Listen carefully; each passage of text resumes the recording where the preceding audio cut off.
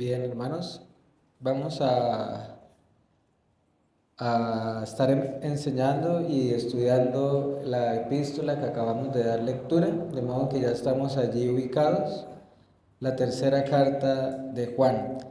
Recientemente hemos estudiado las cartas que anteceden a esta, ¿verdad? Estuvimos estudiando expositivamente primera de Juan, también la segunda carta de Juan, y si el Señor lo permite, el día de hoy y el próximo domingo estaremos abordando qué nos enseña esta tercera epístola de Juan.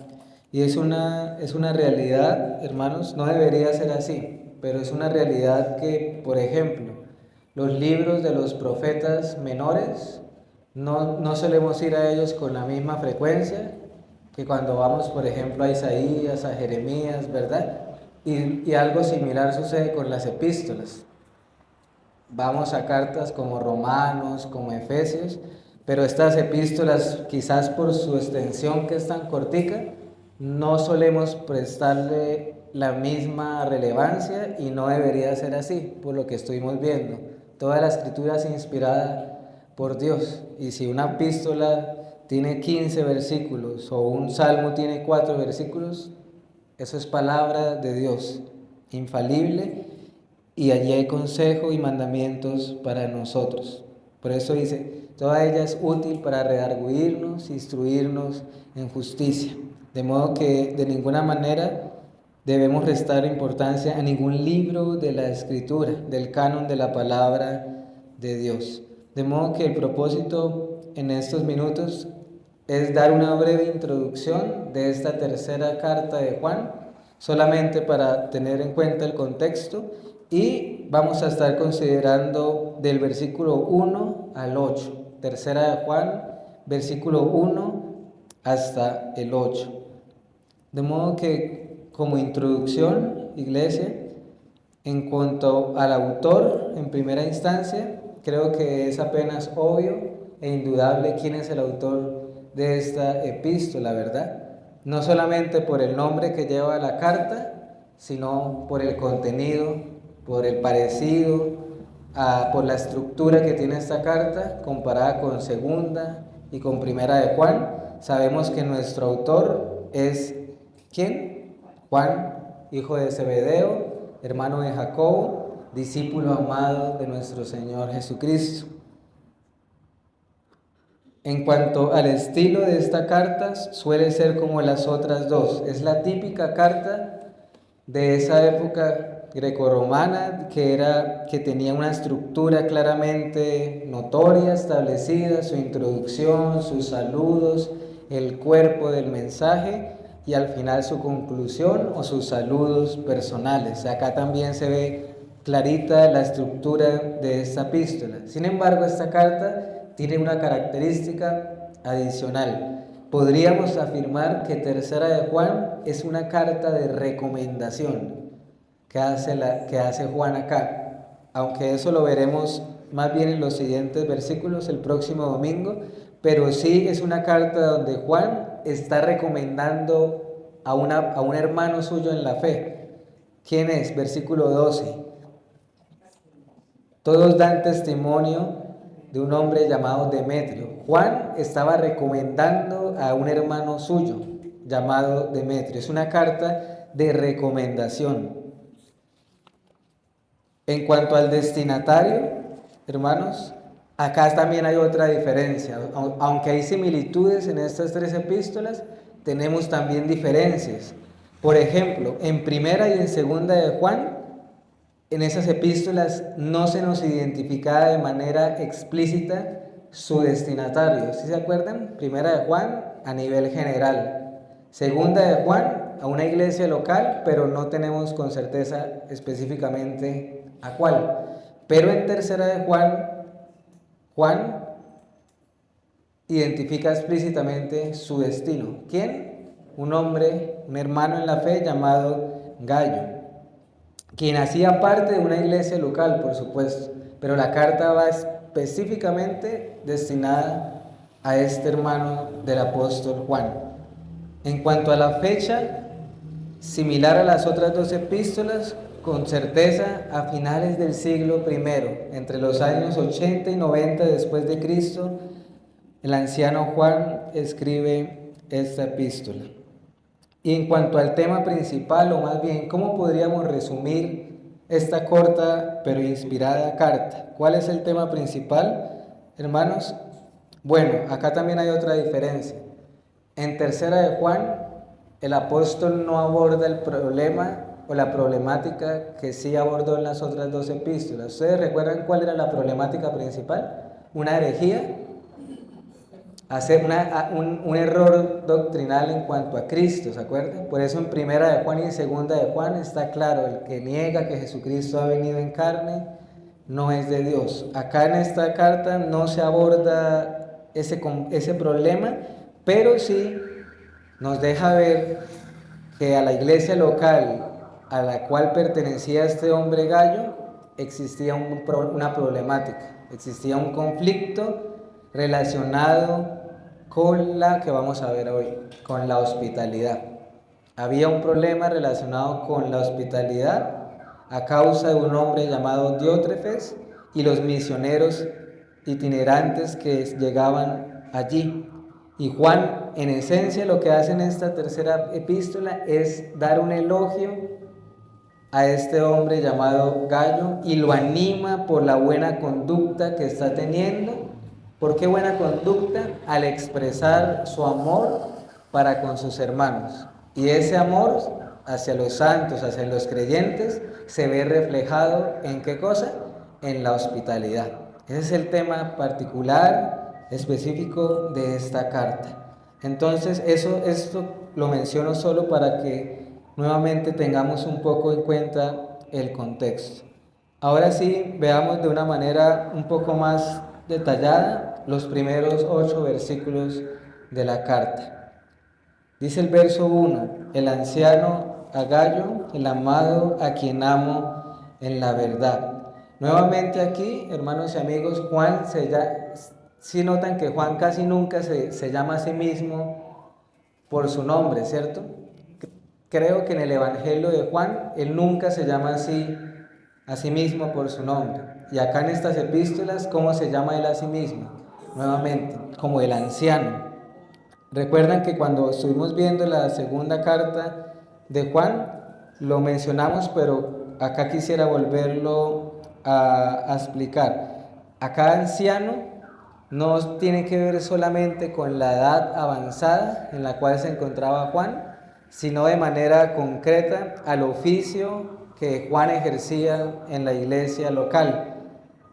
Más concretamente, Juan era un apóstol, ¿verdad? La Biblia le llama a los apóstoles las columnas, unas columnas, donde Cristo, por supuesto, es la piedra angular. Juan era uno de los 12, su oficio como apóstol era extraordinario, quiere decir que Juan gozaba de una autoridad que iba más allá de una sola iglesia local. Al ser apóstol gozaba una autoridad sobre todas las iglesias locales que se iban plantando, que iban naciendo.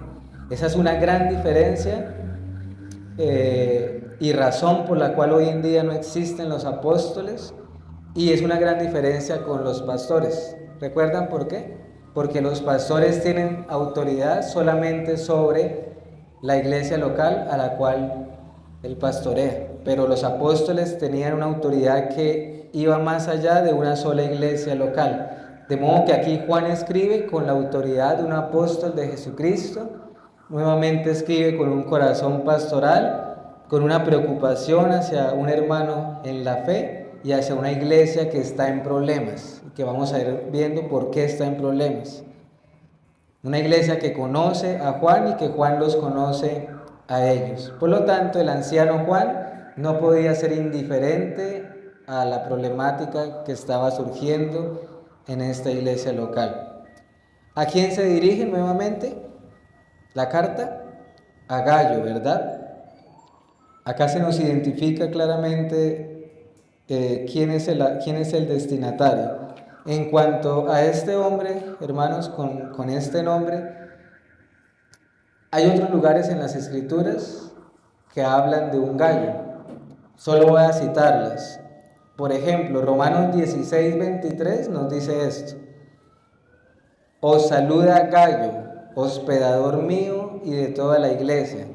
Os saluda Erasto, tesorero de la ciudad. Eso es Romanos 16:23. Allí Pablo está dando unos saludos específicos en esa carta de Romanos y menciona a un hombre llamado Gallo. En 1 Corintios 1:14, Pablo dice: doy gracias a Dios de que a ninguno de vosotros he bautizado, sino a Crispo y a Gallo. En ese pasaje de 1 Corintios 1:14 nos dice que Pablo bautizó solamente a unos hombres llamados Crispo y a otro llamado Gallo. Algo con respecto a esto: no podemos saber con certeza, con exactitud, si sea el mismo. ¿Me hago entender? Si sea el mismo Gallo de Tercera de Juan a este. ¿Por qué? Porque en esa época ese nombre era como acá Diego, como José, era muy común. Entonces no podemos afirmarlo con certeza, pero hay la probabilidad que sea el mismo. Porque además hay una coincidencia: el tema de la hospitalidad. Pablo dice: Gallo fue mi hospedador, y no solo de mí, sino de toda la iglesia. Entonces también hay probabilidad de que se refiera al mismo hombre, colaborador de Pablo.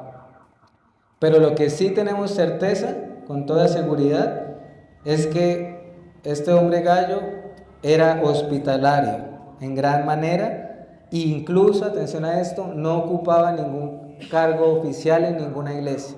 Gallo no era ni pastor ni diácono. Pero cuánta ayuda fue este hombre para más de una iglesia local. Lo otro que es evidente es que se trata de un verdadero creyente en Jesucristo, no solamente por su conducta hospitalaria, sino por cómo Juan lo llama, cómo Juan se refiere a él. Como en 3 versículos lo llama el amado, el amado. En 2 de Juan, él se refirió a la iglesia como la elegida, ¿recuerdan? Ahora se refiere a Gallo como el amado. Y estas dos doctrinas son muy importantes y que están unidas precisamente con la doctrina de la elección. Un creyente es elegido por Dios desde antes de la fundación del mundo, pero un creyente también es amado por Dios. Y acá quisiera solamente que leyéramos una cita, hermanos, para poder avanzar. Acompáñenme a Efesios capítulo 1, versículo 3 al 5.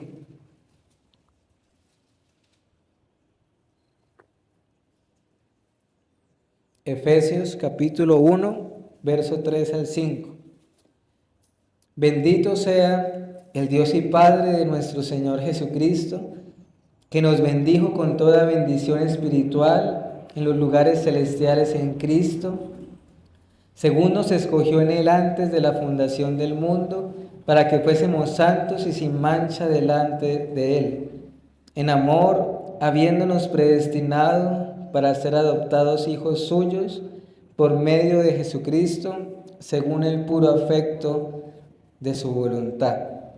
Sí, hermanos, Dios ha elegido, según este pasaje, a un pueblo. ¿Desde cuándo lo hizo? Desde antes de la fundación de este mundo.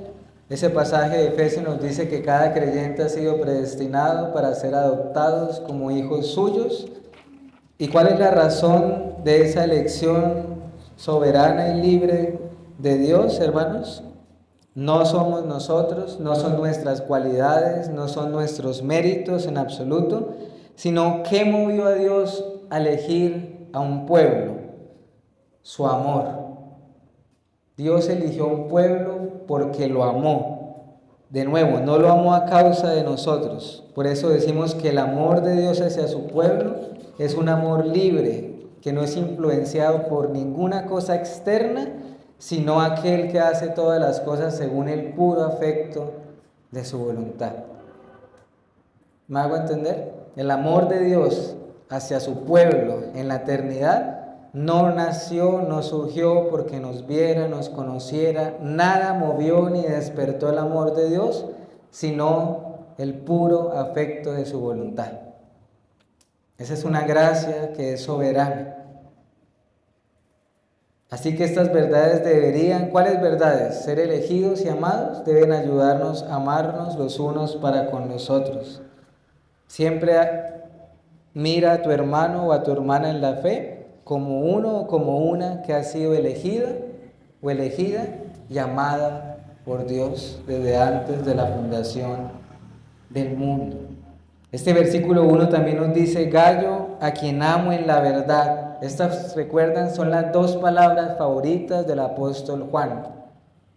¿Cuáles? Amor y verdad. En todas sus epístolas, Juan habla en torno a estas dos palabras, amor y verdad. Y acá él le expresa su afecto hacia su hermano en Cristo y le dice, le amo en la verdad del Evangelio. Hermanos, nuestro amor mutuo no debe ser basado en mero sentimentalismo, en mero emocionalismo. Es un amor que se basa en realidades, en doctrinas, en vínculos que exceden los vínculos familiares. Eso es lo que une a la iglesia de Cristo. Por eso la Biblia dice en Efesios que fuimos bautizados en un mismo cuerpo, en un mismo espíritu, que tenemos la misma esperanza. Recuerden, un mismo Señor, la misma fe, un Dios y Padre que está en todos. Efesios 4 me refiero. Por eso Juan dice, le amo en la verdad. Nuestro amor mutuo debe estar fundamentado y cimentado en verdades, en doctrinas, en realidades. Versículo 2 nos muestra el deseo sincero de Juan para con este hermano en la fe. Nuevamente, en casi todas las epístolas se expresan deseos, gracia y paz a vosotros, ¿verdad? Pero acá se nos dice de una manera un poco diferente. Amado, yo deseo que tú seas prosperado en todas las cosas, que tengas salud, así como prospera tu alma. Se expresa acá algo similar. Es como si Juan le dijera a su hermano en la fe, si tú estás bien, yo estaré bien también. Deseo que prosperes en algunas cosas. Deseo que prosperes en todo, así como prospera tu alma. O sea, Juan está afirmando que el alma de Gallo está prosperando, está dando frutos, pero también desea que prospere en la misma proporción que lo está haciendo su alma, físicamente. Los frutos del Espíritu, por supuesto, valen mucho más que las cosas materiales, ¿verdad? Sin embargo, Juan no está dejando de lado el aspecto material, el aspecto físico, porque no hay nada de malo. Acordémonos de no llamar malo a lo que Dios ha llamado bueno. Y acá no estamos hablando del evangelio de la prosperidad ni nada de esas cosas, no. Danos el pan nuestro de cada día, ¿verdad? Y Juan sabe por la hospitalidad de este hombre Gallo que si él prospera, como Gallo hospitalario, en últimas, ¿quién se va a ver beneficiado? Toda la iglesia, todos los creyentes. Además, este versículo 2 también nos enseña algo. Dice, y que tengas salud, que tengas salud. Aunque la enfermedad es una realidad para todos, inconversos y creyentes, todos lo tenemos que vivir, no hay duda que gozar de buena salud es una bendición, ¿verdad? Que tengas buena salud. ¿Qué bendición es esta, hermanos? Y sobre todo cuando esa salud se conecta con el servicio al Señor. Qué gran bendición son aquellos años, piensa en esto, hermano. Qué gran bendiciones son los años que Dios te concede y nos concede salud. Deberíamos estar más agradecidos, ser más sabios en nuestra manera de vivir, usar mejor nuestra salud para su gloria, antes de que lleguen los años en los que digas, no tengo en ellos contentamiento alguno, como dijo Salomón en Eclesiastés. Versículos 3 y 4, nuevamente tenemos acá el mayor de todos los gozos, el mayor de todos los gozos. Varios hermanos le dieron buen testimonio a Juan de Gallo, de su fe, de su práctica, y cuando Juan, el anciano, lo oye, él se alegra en gran manera. Dice el versículo 3, mucho me regocijé cuando oí que hablaban buen testimonio de ti. Es lo mismo que vimos en segunda de Juan. Juan expresa la inmensa alegría que da ver a creyentes andando conforme a la verdad de Cristo, que andan dando buen fruto. Recordemos, como dijo el Señor, que cuando un cristiano da gran fruto, Dios es glorificado. Dios es glorificado. ¿Y qué es andar en la verdad? Ya lo hemos visto, pero quisiera volverlo a mencionar. ¿Qué es andar en la verdad? Es vivir sin falsedad, sin hipocresía, vivir de una manera consecuente a la fe cristiana, a la fe que profesamos. Andar en la verdad es tener una sana doctrina, por supuesto, una doctrina bíblica, pero también una sana práctica, una buena doctrina que nos conduzca a una buena práctica, es andar en novedad de vida. Hermanos, qué triste es cuando oímos hablar de personas que apostatan de la fe.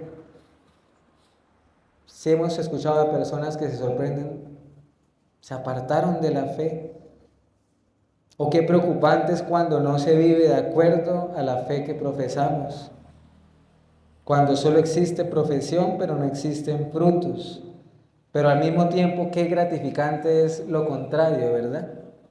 Es ver y oír a hermanos que perseveran en la fe, que permanecen en Cristo, que crecen a la imagen de su Salvador. Por eso Juan dice, no tengo mayor gozo que este, dice el versículo 4.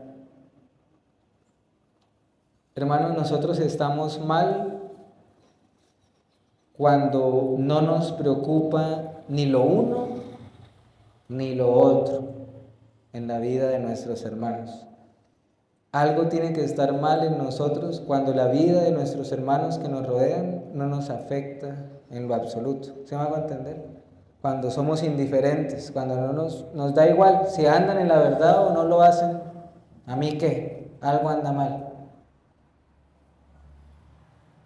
Ahora, para ir entrando ya a la parte final y en lo que creo yo que es el peso de la carta o el mensaje central, una virtud llamada hospitalidad, versículos 5 al 8. Quiero que el tiempo, los minutos que nos restan, nos detengamos a considerar un poco la virtud llamada hospitalidad, porque realmente esta es la razón por la cual Juan está elogiando a Gallo, por su hospitalidad. Toda la epístola gira en torno a la hospitalidad. Y para eso quiero mencionar nuevamente el contexto. ¿Por qué se dieron esta segunda epístola? ¿Cuál era el contexto? Existían misioneros, predicadores que eran itinerantes, que estaban viajando por pueblos, por aldeas, con el fin de compartir el evangelio, plantar iglesias, y los creyentes que vivían en esas ciudades, pueblos o aldeas tenían el deber de recibirles, de acogerles, de alojarles. Y Gallo fue uno de esos creyentes que brindó su casa a esos hermanos en la fe. Porque Juan dice, amado, versículo 5, haces bien en lo que estás haciendo, te estás conduciendo fielmente, como es digno de un cristiano, incluso al brindar hospitalidad a personas que no conoces, dice el versículo 5. Y en cuanto a la hospitalidad, hermanos, pensemos en lo siguiente. El testimonio que da la Escritura es abundante, pero quisiera solo dar algunos ejemplos en torno a la hospitalidad. Está el ejemplo, hablando del Antiguo Testamento, de la viuda de Sarepta, ¿recuerdan? Eso está en Primera de Reyes 17. ¿Ella a quién alojó? ¿Recuerdan? Al profeta Elías. Al profeta Elías lo hospedó aun cuando ella y su hijo prácticamente no tenían nada que comer, pero hospedó al profeta Elías. Nos dice también Primera de Reyes 18 que hubo un hombre llamado Abdías, que era un siervo de un malvado rey. ¿Se acuerdan? El rey Acab y su esposa. Ellos tenían un siervo llamado Abdías, que la Biblia da testimonio que era un hombre temeroso de Dios. ¿Saben qué hizo este hombre, hermanos? Abdías escondió a 100 profetas verdaderos de Dios en una cueva y los provisionó de agua y alimentos a causa de la persecución de su propio amo y de Jezabel. Arriesgando su vida, preservó a 100 hombres de Dios y los sustentó por un tiempo.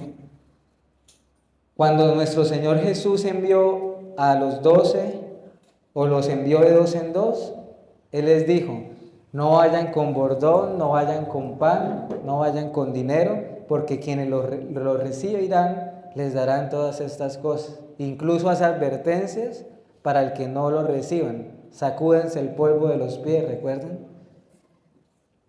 En Hechos 16 está el ejemplo de Lidia, la mujer que Dios abrió su corazón al escuchar a Pablo. ¿Y saben cuál fue el primer fruto de esta mujer tan pronto creyó? Le rogó a Pablo y a su equipo, a sus hermanos, que se quedaran y se alojaran en su casa.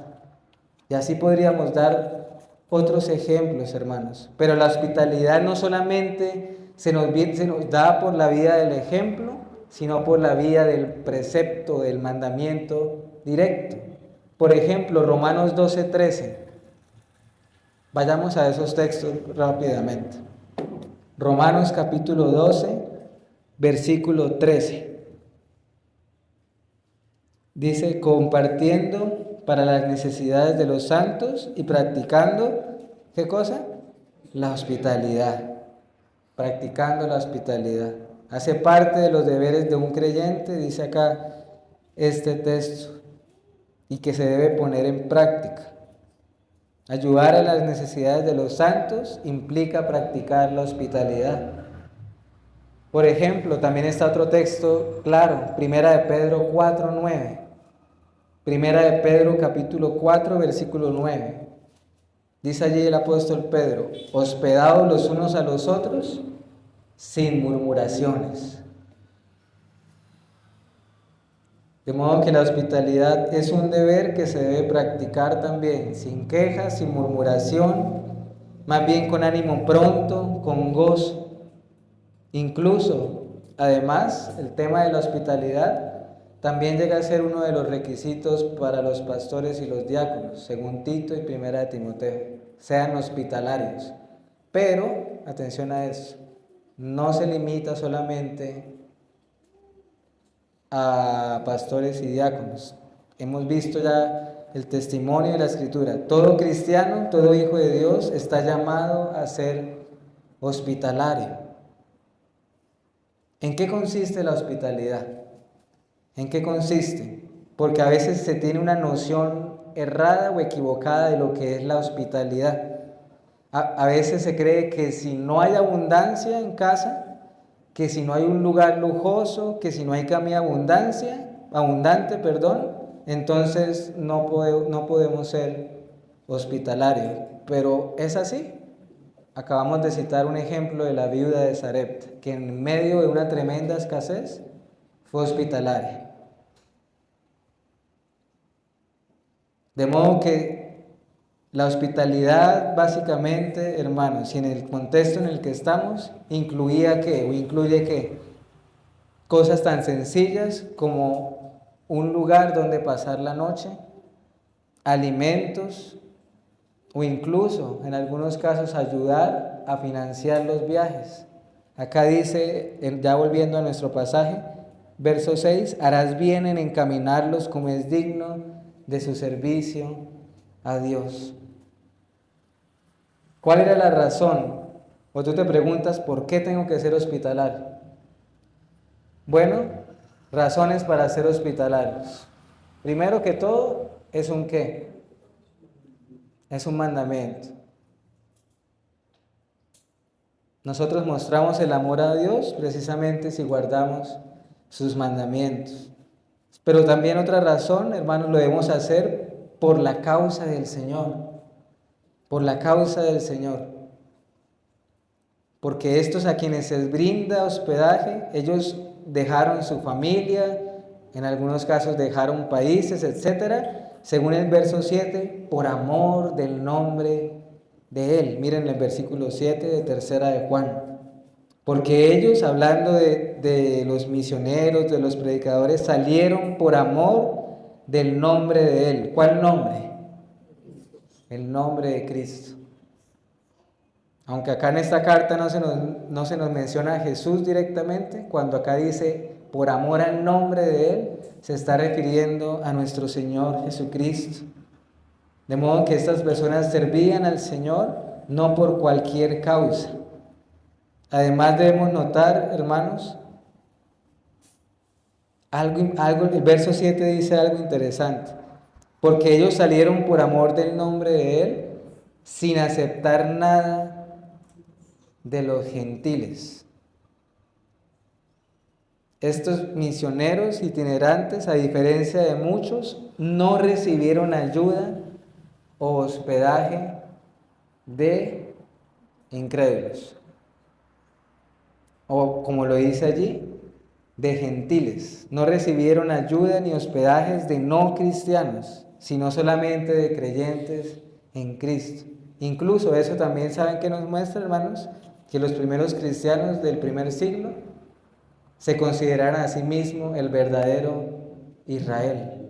Si notan cómo le llaman a los incrédulos gentiles, le llamaron a los no creyentes, le llamaban gentiles, porque a sí mismos se consideraban como el verdadero Israel. Y acá Juan se está hablando a personas que no eran judías étnicamente hablando. Pero bueno, eso es otro tema. De modo, hermanos, que acá las Escrituras nos están recordando el deber de la hospitalidad. Finalizo con el versículo 8. Nosotros pues debemos acoger a tales personas para que cooperemos con la verdad. Debemos, ¿sí ven esa palabra debemos? Otra vez nos muestra el mandamiento. Debemos ser hospitalarios. ¿Por qué razones? Es un mandamiento. No solamente porque aquel a quien ellos sirven lo hacen por amor del nombre, sino que hay una razón también grandísima. Porque quienes practican la hospitalidad están cooperando junto con ellos en la verdad. Están trabajando junto a ellos. Es como si hiciéramos parte de la misma causa del Señor.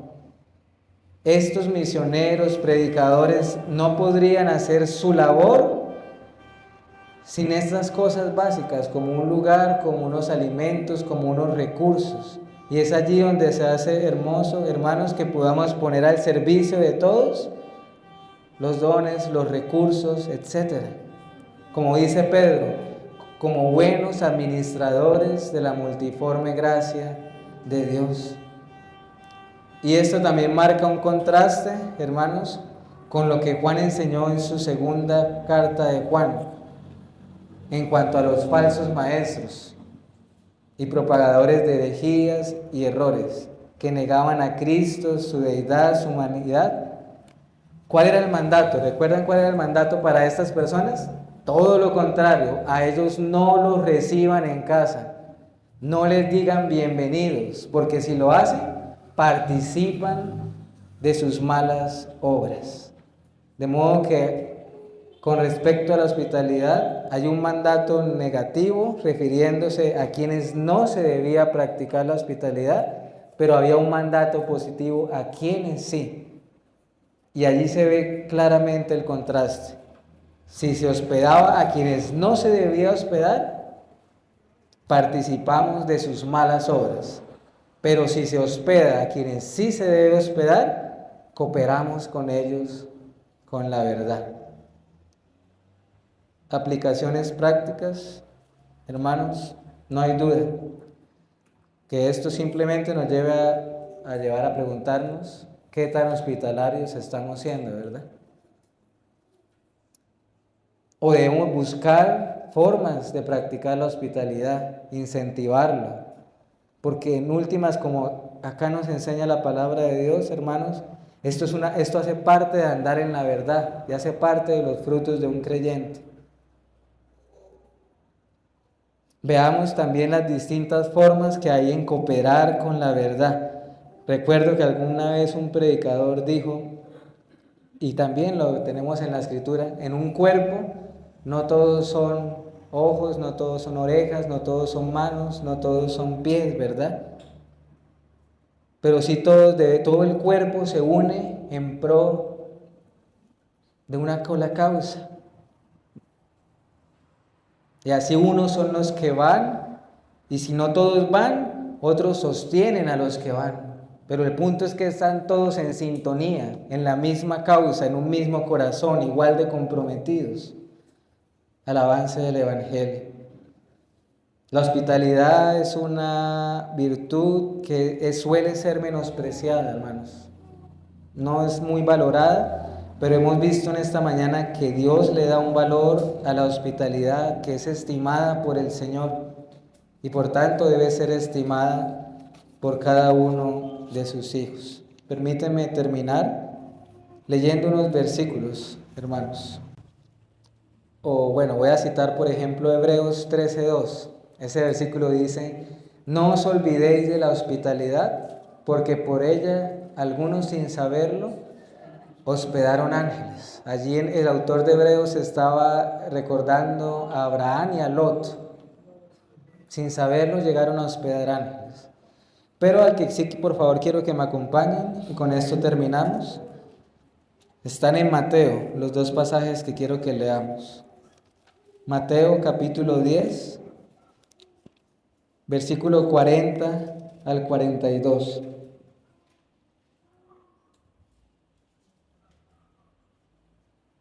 Dice allí el Señor Jesús, Mateo 10, 40 al 42. El que a vosotros recibe, a mí me recibe, y el que me recibe a mí, recibe al que me envió. El que recibe a un profeta por cuanto es profeta, recompensa de profeta recibirá. Y el que recibe a un justo por cuanto es justo, recompensa de justo recibirá. Y cualquiera que dé a uno de estos pequeñitos un vaso de agua fría solamente, por cuanto es discípulo, de cierto os digo que no perderá su recompensa. Y el otro pasaje que quiero que leamos es Mateo 25. Mateo capítulo 25, versículo 34 hasta el 40. Mateo 25, verso 34 al 40.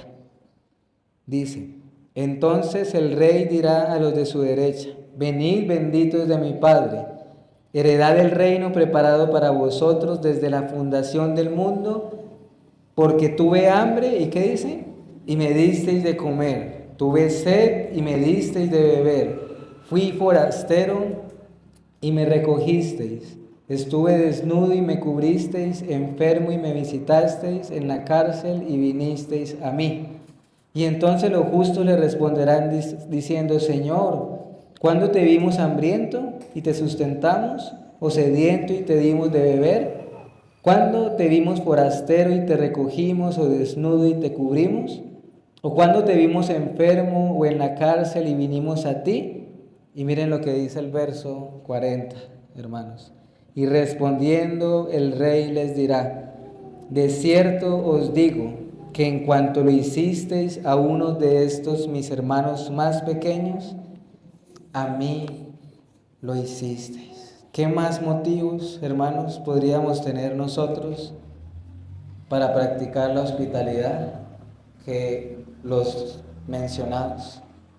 De modo que tenemos mucho que pedir perdón y que Dios nos ayude. Vamos a orar. Señor, gracias te damos por habernos llevado a considerar esta porción de tu palabra, porque tú en tu providencia lo haces, oh Dios. A cada iglesia local Tú nos das nuestra propia porción que necesitamos.